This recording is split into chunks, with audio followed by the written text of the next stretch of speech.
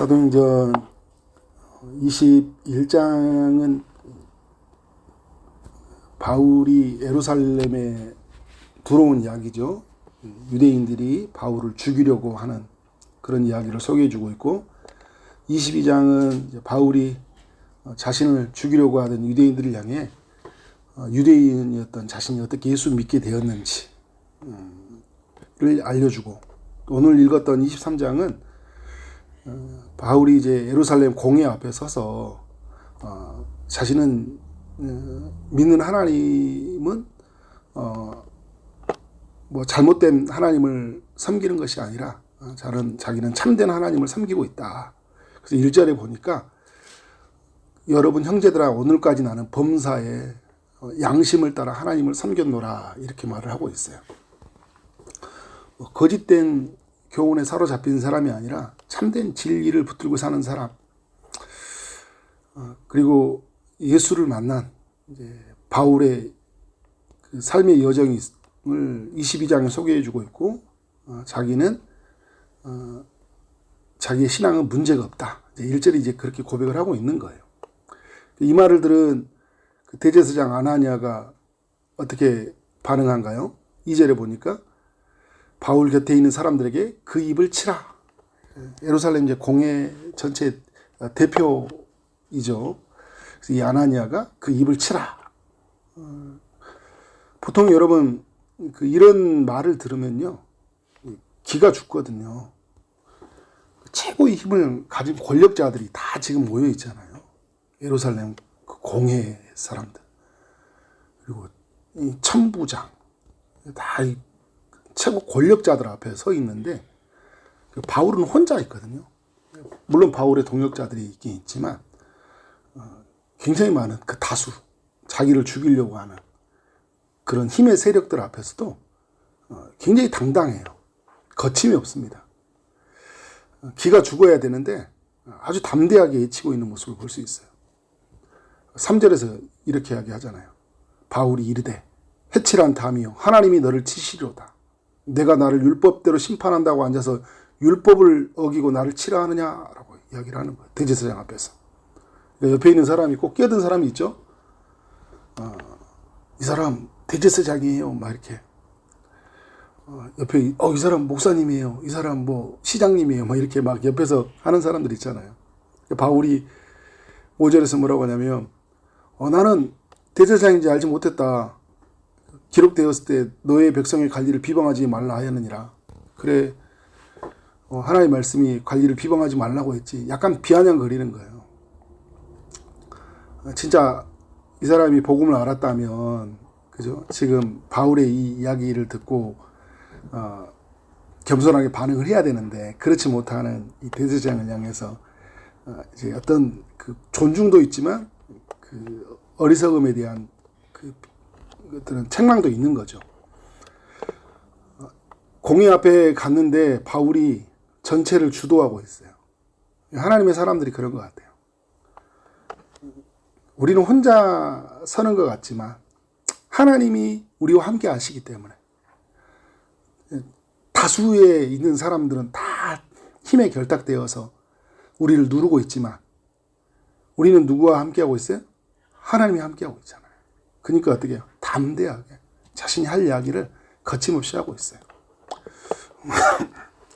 여기 오늘 앉아있는 그 공회에는 주로 이 사두개인, 바리새인들이 이렇게 모여져 있는데, 그 둘 사이에는 그 첨예한 그 신학적 그 문제가 차이가 있잖아요. 바리새인은 그 죽음 이후에 그 부활이 있다고 주장을 해요. 천사도 있고 영도 있다, 이런 주장을 하는데, 사두개인은 어떻게 해요? 죽음 이후에 부활, 천사, 영 다 부인해요. 근데 바울이 이 첨예한 이 문제를 끄집어내요. 자신은 바리새인으로서 나는 죽은 자의 소망, 부활을 믿는다. 내가 이렇게 고난을 받는 거는 내가 부활에 대한 신앙을 말했던 건데 결과가 나에게 이렇게 신문으로 찾아온다, 이런 이야기를 꺼내는 거예요. 이건 진짜죠. 근데 이 이야기를 가지고 어떻게 하는 거예요? 예루살렘 공회에서 이 두 가지 의견이 서로 나눠져 있으니까 사두개인들은 아니야, 바울이 그런 이야기 꺼내니까 부활이 없지, 영도 없고 천사도 없어, 막 이런 이야기 할 거 아니야. 옆에 있는 바리새인이 화가 나니까 부활이 없다니, 부활이 있지, 왜 부활이 없어, 막 천사 싸우다가 어떻게 해요? 공회가 해산이 돼버렸어요. 지금 예루살렘 공회가 자기들끼리 싸우다가. 바울이 참 그 지혜롭게 자기의 해야 될 이야기는 다 꺼내고, 그리고 이들이 아무런 죄도 물을 수 없게 자기들 안에서의 논쟁으로 끝나버렸어요. 바울과 논쟁을 해야 되는데 자기들의 논쟁으로 끝나버린 거죠. 저는 여러분 그 바리새인 이제 이 이야기 속에서 그 느끼는 게 뭐냐면, 바울이 바리새인 출신이잖아요. 부활도 믿었고 천사도 믿었고 영도 믿었거든. 그리고 나서 예수를 맞이했어요. 그러니까 예수 안에서 이 부활이 있구나라는 것을 진짜 이제 완전히 되는 거잖아요. 완성품이 되는 거예요. 우리가 어디에서 신앙의 영향을 받았는지도 굉장히 중요해요. 한국의 교회에 건강한 신학자들이 와서 복음을 뿌린 게 굉장히 중요합니다. 제가 이 지금 세계에 복음이 흘러가는 현장을 보면, 그 성경이 없는, 기반이 없는데 말씀이 뿌려진 데 보면요, 그 샤머니즘, 그 토속 신앙들과 섞여가지고 굉장히 이상한 종교를 만들어 버려요. 우리 여러분 이 성경에 하나님 무호성을 믿잖아요. 성령으로 감동으로 기록됐다는 걸 믿잖아요. 또 많은 나라들이 이 성경의 무호성을 믿지 않는 사람들이 많아요. 우리나라도 그런 사람들이 있죠. 많이 있죠. 근데 성경을 잘 안 믿으면서 어떻게 예수를 잘 믿는지 모르겠어요. 이상한 신앙을 가지는 사람들이 있단 말이에요. 우리가 건강한 사람들의 역량 안에서 그리고 말씀을 듣다가 진짜 복음이 뭔지를 깨달은 게 굉장히 중요하잖아요. 그 기반 속에서. 바울이 그 바리새인이었는데, 근데 바리새인이라고 다 주님을 만난 건 아니에요. 거의 대부분 못 만났지만 바울이 또 이 안에서 예수 그리스도를 만나게 됐다는 것이 너무 참 감사한 일이다. 바울에게 이제 공회가 이제 해산이 되고 밤이 되었어요. 11절에 보니까 밤에 주께서 나타났죠.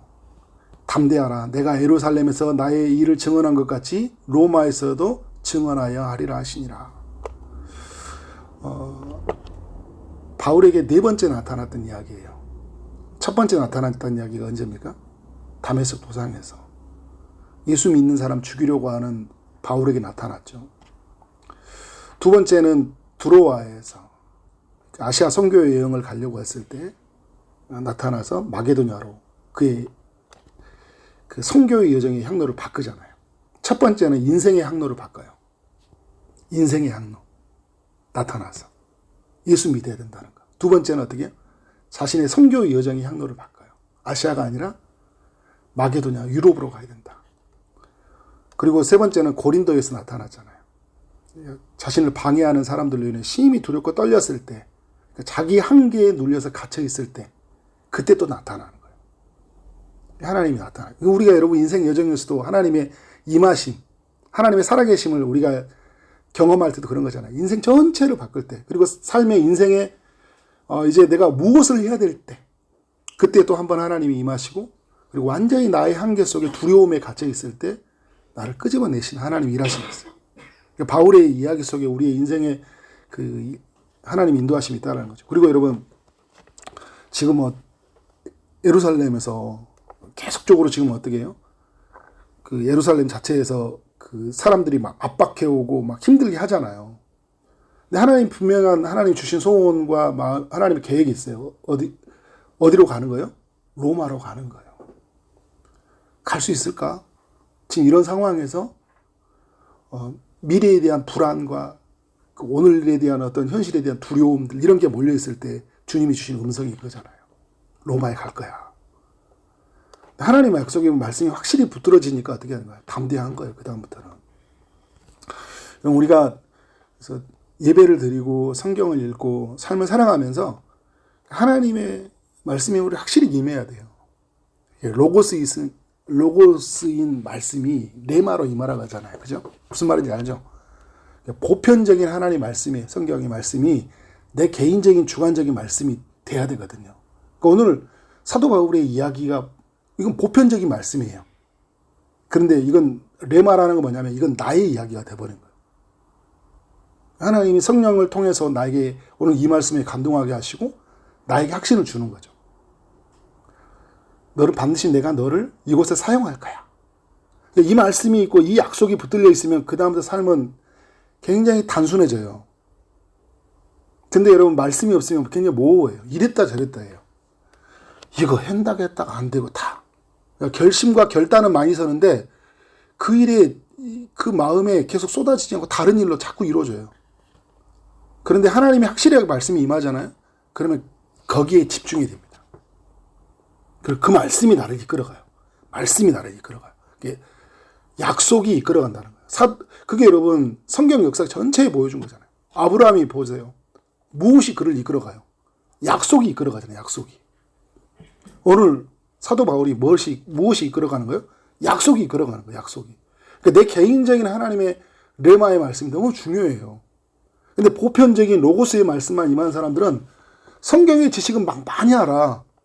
근데 내 삶을 이끌어가는 하나님의 이야기가 없어.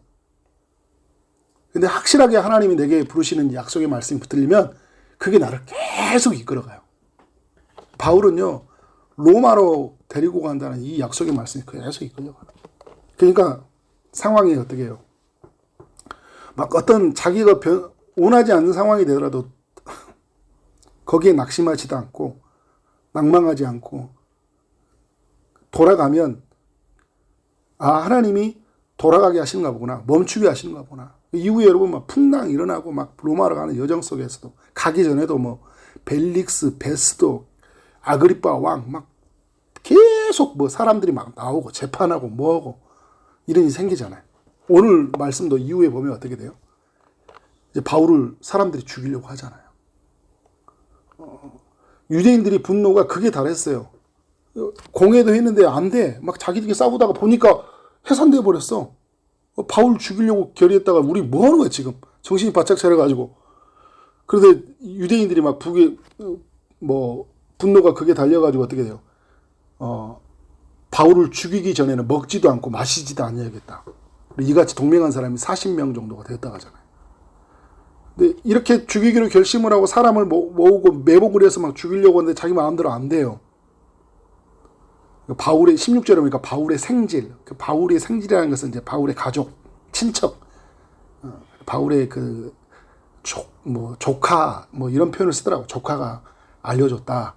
이런 표현도 쓰는데 매복 소식을 알려줘서 바울이 이제 천부장에게 이야기가 들어갔고 사람들은 40명이 매복이 되어 있는데 바울의 호위가 몇 명이 됩니까? 13절에 보니까 보병 200명, 기병 70명, 창병이 200명이 바울을 보호하고 가는 거예요. 근데 여러분 이런 이야기들을 보면서 바울은 뭘 느낄까요? 하나님의 그 약속이 자기를 이끌어 간다는 것들이잖아요.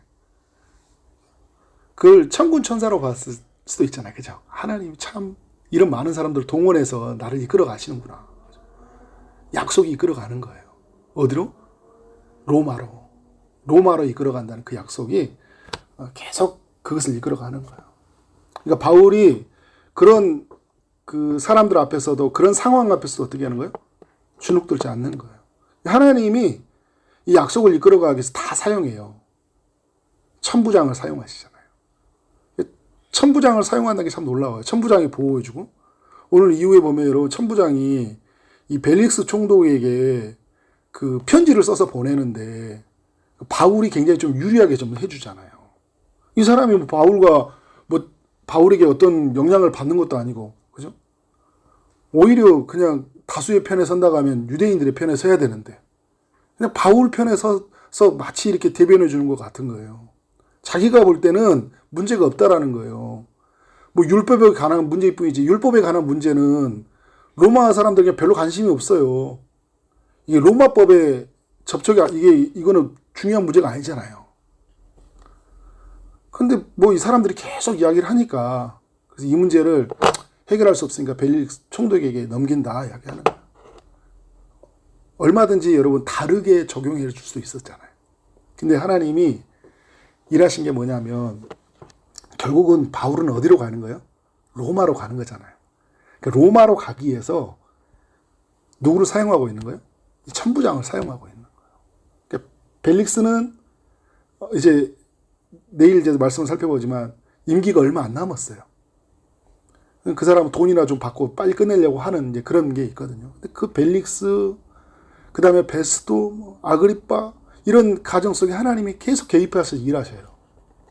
그래서 어디로 가게 하십니까? 로마로 가게 하셔요. 저는 오늘 이런 말씀을 우리 살펴보면서 우리 모두에게 하나님이 우리 인생 전체를 이끌어주는 하나님의 약속의 말씀이 주어졌으면 좋겠다. 내 인생을 향한 하나님의 약속. 그죠? 나를 하나님이 어떻게 쓰실까? 그러니까 여러분, 바울은 로마에 들어가서 전 세계 열방을 구원하게 하는 하나님의 프로젝트에 참여하게 하시잖아요. 나라는 사람을 하나님이 구원하셔서 어떤 일을 이루실까? 그죠? 그래서 그것이 내게 삶에 딱 붙들려지면 이게 여러분 소명이라고 하는 거잖아요. 그러면 어떻게 되고요? 그 약속으로 나는 살아요. 그래서 이 소명에 붙들린 사람, 어떤 사람들은 그런 어떤 역할을 통해서 부르심을 받으니까 어떻게 좋은 인생을 거기에 삶을 쏟아붓고 살아가잖아요. 이런 이야기들이 오늘 우리의 삶 가운데 풍성하게 드러나기를 주의 이름으로 축원합니다. 네, 기도하도록 하겠습니다. 하나님 아버지, 사도행전 23장의 이야기를 살펴보게 하시니 감사합니다. 최고의 권력자들 앞에서 주눅들지 않는 그 바울의 이야기, 성령의 인도를 받아서 거침없이 복음을 전했던 그 바울의 이야기, 다수의 힘에 눌리지 아니하고 자신이 해야 될 소리를 전했던 그 바울의 이야기들을 하나님 우리가 남기는 삶이 되어지길 원합니다. 하나님께서 주셨던 그 음성을 듣고 그 음성에 이끌려서 살아갔던 바울처럼 오늘 우리의 삶 가운데 들려주시는 그 하나님의 음성, 하나님의 그 약속의 말씀에 붙들려서 삶을 살아가도록 인도하여 주옵소서. 사람들처럼 그냥 살기 위해서 사는 것이 아니라 그냥 생존을 위해서 좋은 집 짓고 또 사람들 돈 많이 벌고 그렇게 사는 것이 우리 인생의 목적이 아니라 누군가를 구원하기 위해서 우리를 부르셨다는 이 사실이 무엇인지 알고 그래서 하나님께서 나를 어떤 역할로 부르신지를 알아서 그렇게 내 인생 전체가 하나님께 드려지는 삶이 되도록 인도하여 주옵소서.